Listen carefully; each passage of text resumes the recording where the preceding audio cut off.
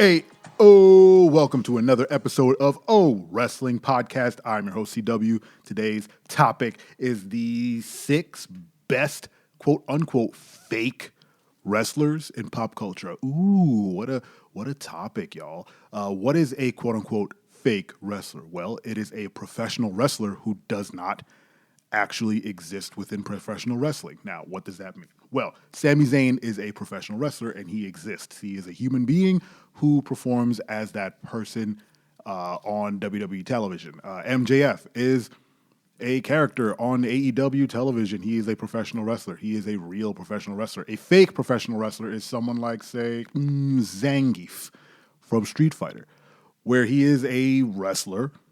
Well, I don't know if he's a professional wrestler, but he's definitely a wrestler, but he doesn't exist. He is not a real person. He is just a character. He is a facsimile of a professional wrestler. So now that you have context, let us get into our list. Here is the 6 best fake professional wrestlers. Best is in quotes as well. And they are in no particular order because we are just winging it right now, folks. This is a fun podcast for you and me. Number 1, King from the Tekken series. Now, I'll put King as number 1. I think he is the best fake professional wrestler. Why? Tekken is amazing. Tekken's a great game.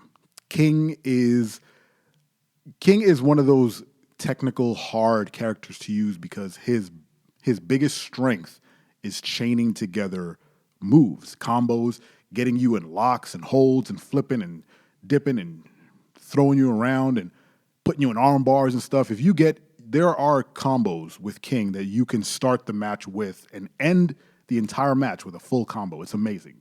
If you watch anyone do it online, I believe the best King player the last time I checked, which was a long time ago, the best one was Little Majin.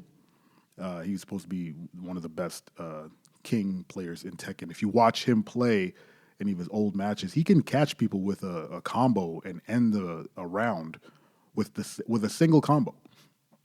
King is extremely difficult to use. I've tried to use him before. I even got a little good, and by a little good, I mean not good at all. But for me, it was good. Like I was able to actually pull off some of his moves. But alas, I'm terrible at Tekken. That doesn't mean I'm not buying Tekken 8 and going to try and use King.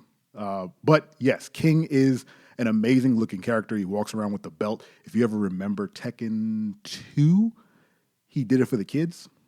He's an amazing wrestler, and Armor King was always like the evil mirror version, but they had the same moveset, more or less. I think he's different now.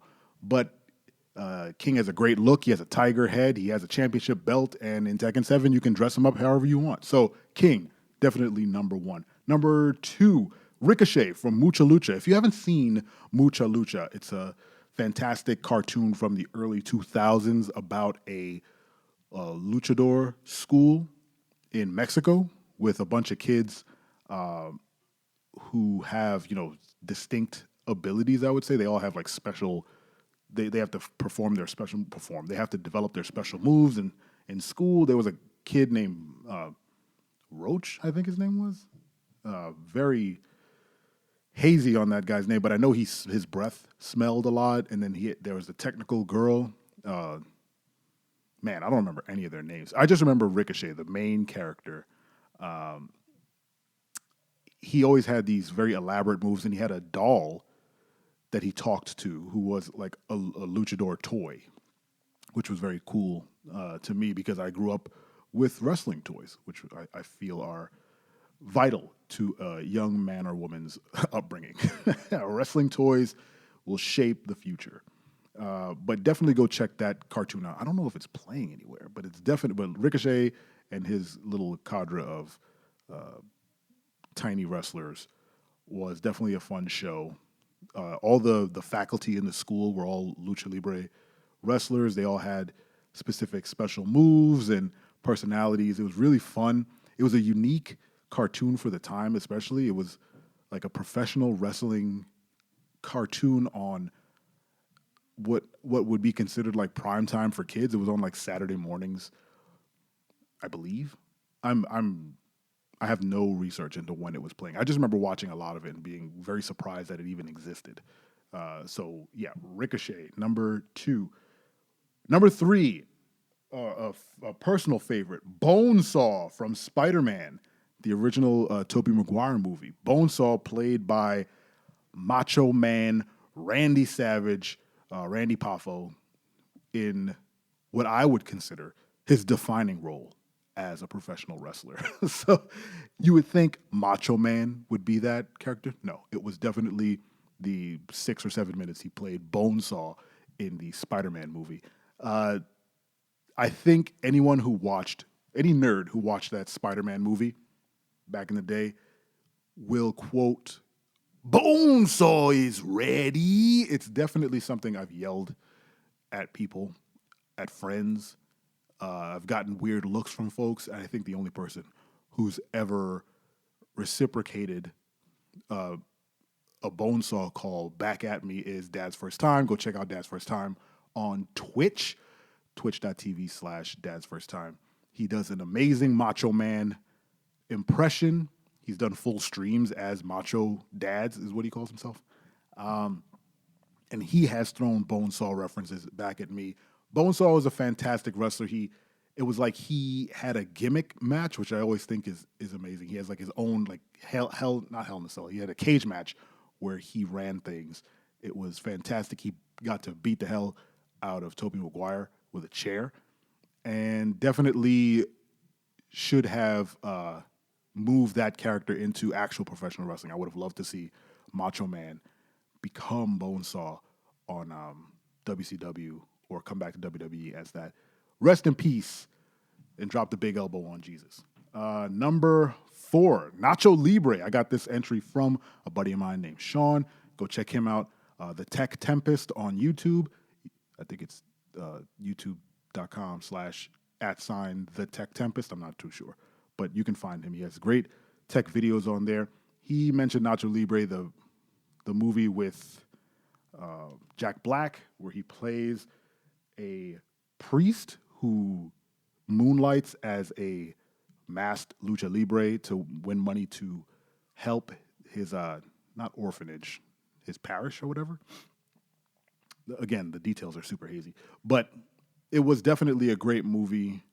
It had its down points, but anytime he put on the mask and actually did some wrestling, it was great. And the big bad, the golden dude with the big puffy lips, I always have the image of his face putting on chapstick before the match. Friggin' hilarious. And anytime Jack Black spoke in that terrible broken Spanish accent, it was equal parts offensive and amazing. So Nacho Libre is number 1, 2, 3, 4. Number 5, we're going to say it is Incineroar, the Pokemon. Now, this another entry from Dad's First Time. He pointed this out to me. His kids love Pokemon, and I'm sure that's the only reason why he knows about Incineroar. I Googled this Pokemon and legit wanted to play Pokemon after I saw him. It's this big, fiery Pokemon with a belt that is literally made of fire. So he has like a championship belt that is made of fire. If this character is in the terrible new Pokemon game, I might try it. So Pokemon is a weird world where there are just legit like people in it that just kind of look like Pokemon. They're just people, and this is one of them, Incineroar. I don't know any of his moves. All I know is he looks dope, and I didn't want to choose Machamp, who is obviously the best fake professional wrestler in Pokemon, but Incineroar is a more interesting champ, interesting choice.